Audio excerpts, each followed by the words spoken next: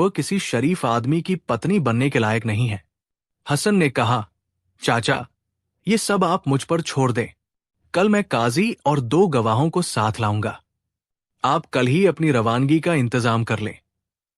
अगले दिन व्यापारी ने अपनी बेटी से कह दिया था कि तुम्हें देखने के लिए एक लड़का आ रहा है, जरा तमीज से पेश आना, शरीफ लड़का है। मुश्तरी इस शरीफ लड़के से निपटने के लिए पूरी तैयारी करके बैठी थी। कई तरकीबें सोच कर रखी थी कि आने वाले की कैसे दुर्दशा बनाएगी। उसने मुश्तरी के लिए रिश्ता लाने की हिम्मत कैसे की।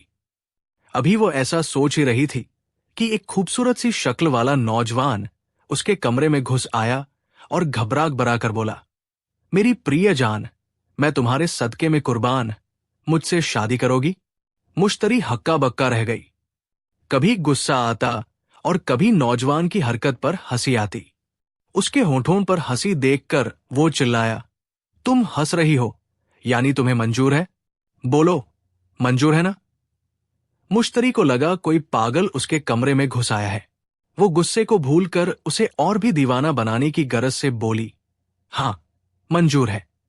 जवाब सुनकर वो आदमी रुका नहीं, बल्कि वैसे ही मंजूर है, मंजूर है चिल्लाता हुआ वापस चला गया और बैठक में जाकर काजी साहब से बोला, आप निकाह पढ़ाइए।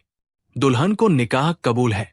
इस चीख पुकार की आवाज आंगन में खड़े हुए गवाहों ने भी सुनी जब मुश्तरी ने कहा था, हां, कबूल है, कबूल है, कबूल है।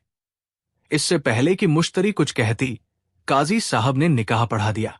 हसन व्यापारी से बोला, चाचा, आप अपनी बेटी को विदा कीजिए और घर को ताला लगाकर चले जाइए। फिर शोर मचाता हुआ घर में दाखिल हुआ, प्रिय जान, चलिए, अपने घर चलिए। मुश्तरी तेजी से बदलते हुए हालात पर हैरान थी।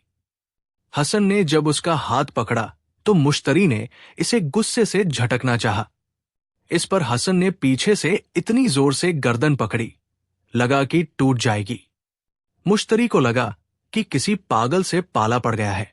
डर लगने लगा कि कहीं जान से ही न मार दे।